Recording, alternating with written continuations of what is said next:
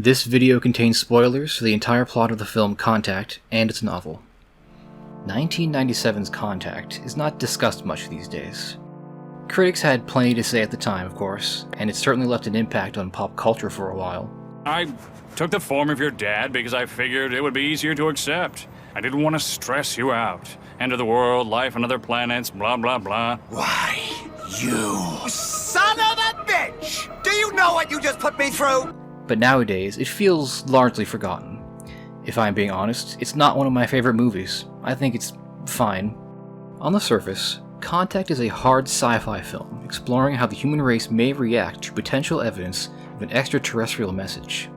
Its most explicit themes are about faith and whether or not it can truly coexist with science. Along with its predictions about the future prevalence of video communications, its commentary about science versus faith generally takes up the bulk of what is said about this film. However, I don't think that's all there is to it.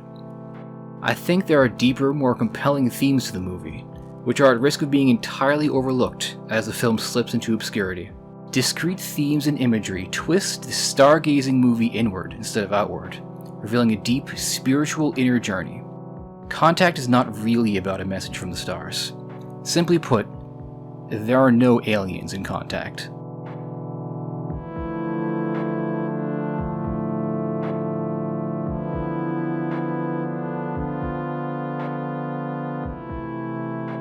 It's not fair to assume you know the plot of a 1997 film off the top of your head, so let me quickly run through it first. You can skip to the timestamp on screen if you want to jump to the analysis. Dr. Ellie Arroway grew up as an amateur astronomer and radio operator, raised by her single father, Ted Arroway. His sudden death from a heart attack emboldened these interests she shared with him, but distanced her from religion. As an adult, Ellie is seen working for SETI, passionately searching space for extraterrestrial messages. David Drumlin, head of the National Science Foundation, cuts funding to the project, but it is saved by a mysterious billionaire, S.R. Haddon. Arroway later discovers a repeating signal originating from the Vega system, which is revealed to contain hidden instructions for building a strange machine. They believe it to be a transport vehicle meant for one pilot. Ellie is included among a list of candidates for potential pilots, but David Drumlin is eventually chosen. However, after the machine and Drumlin are destroyed in a terrorist attack, Ellie gets her chance as Haddon reveals the secret construction of a second machine. Ellie gets into the machine, and after a journey through a network of wormholes, she finds herself on what appears to be an alien planet, talking to an alien who has borrowed the form of her deceased father from her memories in order to make it easier on her. After catching up with her not dad, she returns home only to find that, according to camera footage, she never actually left Earth at all, and her entire experience happened in a split second. She's questioned about her claims, and she relents that all she can do is ask people to have faith in her story, despite the lack of evidence. In one of the final scenes, it is revealed that the device Ellie brought with her apparently recorded 18 hours of static, implying Ellie's journey may have actually been real. With renewed personal conviction, Ellie ends the film by returning to her search. Much of the film focuses on an extended conversation between science and religion. Contact presents a plea in favor of coexistence on both sides. Director Robert Zemeckis states this outright in the film's commentary track. Carl Sagan also pressed this point in the original novel on which the film was based. To this end, Ellie essentially ends the novel as a sort of disciple, spreading the news of her contact with aliens, despite not having provable evidence. This is nodded to in the film, with crowds of people dressed in blue representing, in Zemeckis' words, a machine consortium. While the story draws parallels between science and religion through themes of faith, truth, and the question of existence, once you peel back the layers of sci-fi coding, an almost purely spiritual core remains. Ellie's journey through the film, explicitly stated as a search for alien life, can be more accurately described as a search for a higher power. Carl Sagan was not a religious person, but also never described himself wholly as atheist. Andrew Wen, Sagan's wife, said of his beliefs, "He did not know if there was a God. It is my understanding that to be an atheist is to take the position that it is known that there is no God or equivalent." Carl was comfortable with the label agnostic, but not atheist. Sagan demanded evidence to believe things, but also refused to entirely rule out things or be closed off to new ideas. In his book, The Demon-Haunted World, he said, "If you're only skeptical, then no new ideas make it through you. You never learn anything." If you're too resolutely and uncompromisingly skeptical, you're going to miss or resent the transforming discoveries in science, and either way, you will be obstructing understanding and progress. Mere skepticism is not enough. Director Robert Zemeckis, however, was raised Catholic. A New York Times article quotes him as saying, "I was raised Catholic, and I felt I had to undo a lot of serious damage, but as I was getting older, I began coming off my absolutely young, arrogant, agnostic beliefs. I was thinking more about coming to terms with human spirituality, but without the judgments and indoctrination that came from being in a church." The novel For Contact was uncharacteristically spiritual for Sagan, even going so far as to imply a grand creator to the universe, so influential that it could hide a message in the digits of pi. This novel was then interpreted by an ostensibly Catholic director. It is important to keep this in mind as you think about how the motivations and beliefs of Ellie Arroway are portrayed. Young Ellie Arroway was both an amateur astronomer and an amateur radio operator, searching the stars and radio waves for distant voices, and, in a way, her mother. In the opening, she asked her father, Ted, if her mother could be heard on that little radio if they just searched far enough. Ellie loses her father soon after, and almost entirely retreats into this search, pleading into the radio to hear him one more time. Dad, this is Ellie. Come back. From the scenes of young Ellie reaching out into the universe for her missing parents, we transition directly to an adult Ellie actively engaging in the search for alien signals. We are shown very little else of her life. This is her life, and it is the same continuous search, whether she might admit it or not. Having lost both her parents at a young age, she began searching the heavens for them. Her mother, having died in childbirth, is almost never brought up in the film, and Ellie seems to be unconsciously searching for her father in particular. Ellie's search takes many different paths in the film. One romantic hookup she has is with the Father Joss Palmer, not really a priest, but a Christian philosopher, whose status and authority increases dramatically as the film progresses. Joss even echoes Ellie's father by quoting Carl Sagan. If it is just us, it seems like an awful waste of space. Well, if there wasn't, it'd be an awful waste of space.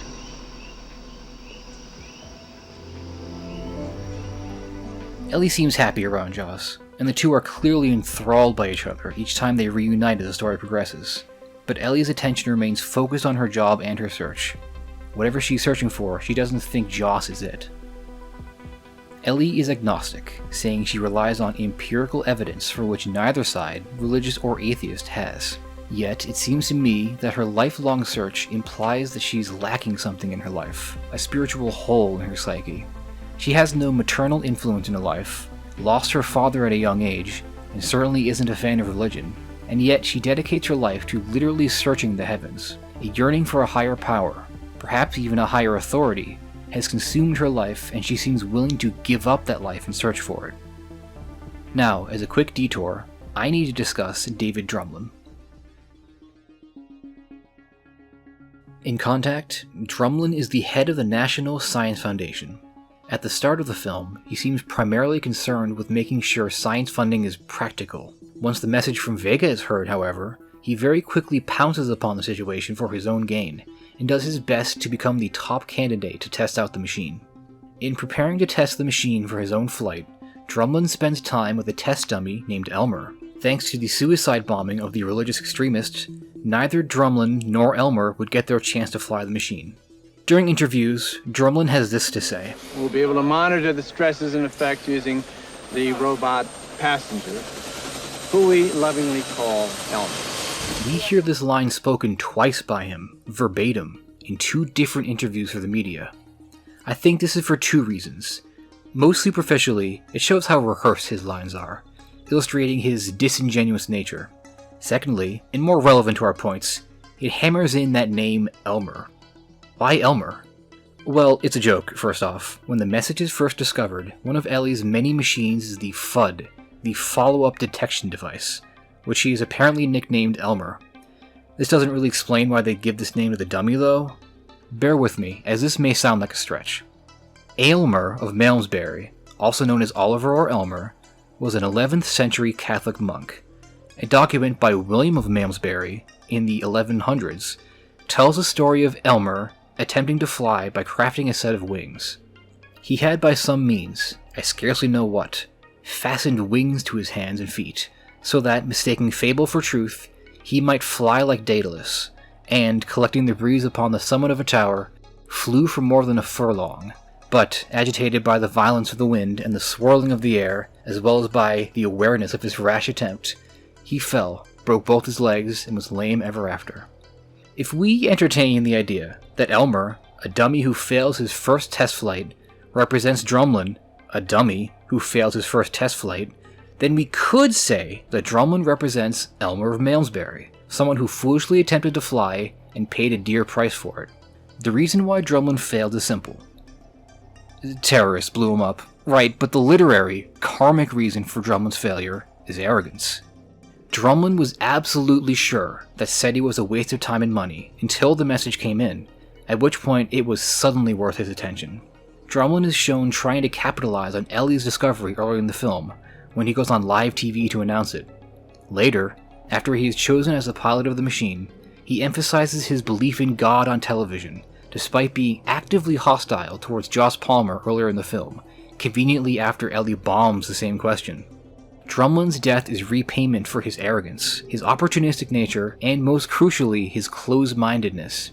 He doesn't really believe in God, or if he does, it certainly is never seen to be part of his life until it benefits him. He also never cared about the possibility of extraterrestrial life. These were both tools for him, opportunities exploited for personal gain and glory, and in the karmic tradition of film, this all costs him his life. So what is the significance of killing the closed-minded, opportunistic Drumlin in the name of giving the open-minded Ellie a chance to continue her search? Well, it has to do with Beatles. In his 1972 book, The Divine Luminous Wisdom, Sufi mystic Bawa Muhaiyaddin wrote on a group of Beatles who were confronted by a fire they did not understand. The king of the Beatles sent his 4 ministers to investigate it, and each came back more burnt and damaged than the last. The king, not satisfied with their descriptions of the heat, light, and smoke of the fire, took it upon himself to fully and deeply understand the nature of the fire. The king beetle, in keeping with his desire to know the nature of the blaze, flew directly into the innermost recesses of the fire. In consequence, the king beetle was consumed and integrated with the fire, and the fire was integrated with the king beetle.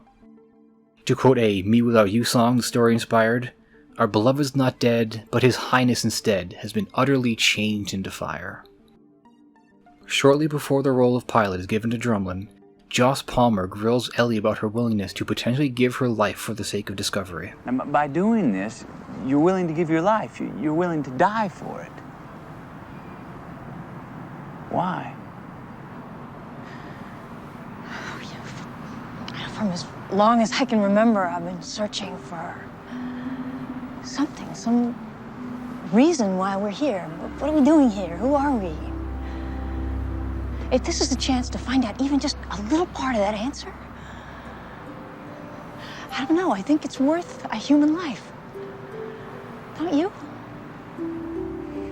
Ellie is fully and eagerly willing to sacrifice everything in the name of discovering the truth. Arguably, she already has. Her entire life has focused solely on her search for answers, and now, given the opportunity, she is willing to risk her very life for just a glimpse of that missing truth.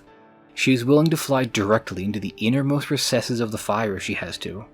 Where Drumlin's closed-minded greed brought him destruction, Ellie's devotion to the search for truth ultimately rewards her with what one might call divine understanding. Ellie's identity is not lost when she enters the machine. She has not been utterly changed into fire. Instead, she is symbolically reborn. Strapped into a synthetic egg, Ellie is sent through what appears to be a series of wormholes. Faced with the infinite stretch of the universe, seeing sights that no human had ever seen, she is mystified. Her childlike wonder at the universe returns, and her face is literally transformed into a visage of her childhood self. She has been sent, metaphorically, back in time, to regain a childhood innocence once robbed of her, and she is thus sent into her own mind. This journey does not have to be taken literally. Of course, the film itself tries to get you to question whether the journey happened at all, but more than that, Ellie's journey through the machine can be seen as a metaphorical journey into her own spiritual center. The colors flashing on her face from the wormhole coincide with the colors of the 7 chakras in some New Age spiritual theories, although I think yellow's missing. She starts from red, the root, and flies up to purple, to spiritual enlightenment. She has taken a leap of faith to get here. With no evidence that the machine would do anything, or that she would survive whatever it did, she risked everything to find out, a risk based on nothing but hope and faith. Having reverted to her childhood image for just a moment, we see her in an embryonic position as she lowered into the illusory beach constructed from her cherished memories. She is greeted by a vision of her father, a being claiming to borrow the appearance to lessen Ellie's shock. Ellie could be satisfied. She could accept it as her father if she chose. It looks like him, it sounds like him. She has traveled to the stars and has met a literally heavenly father. She could understandably accept this as meeting God. But she doesn't. You're not real. None of this is real. That's my scientist. Despite her leap of faith, Ellie is still a skeptic. She doesn't accept things at face value. She wants empirical evidence. She knows to question what she's told and search for the underlying truth. The figure she meets is not her father, and is not even the inventor of the machine that brought Ellie there. He is not God, and he is not what Ellie has been looking for her whole life. He cannot offer answers, and cannot fill the hole in Ellie's heart. What he can do, however, is open the door for her to greater understanding. The figure shows something very special to Ellie. Apropos of nothing, he holds sand in the palm of his hand, and lets it fall back to the beach, its glistening grains briefly shining in a distinct pattern. It is a pattern that we've seen before in her journey across the stars. And scattered across the floor by her father's dead body. By the end of her journey, just before being sent back home to be rebirthed in that cosmic egg, she is directed to it in the sky, a constellation of stars, the Northern Crown. But she doesn't see it. She didn't see it in the popcorn or in the sand, and when pointed to it in the sky, her eyes focus instead on shooting stars. Nor did she notice that this quad star system had been hanging in her room for years in a poster.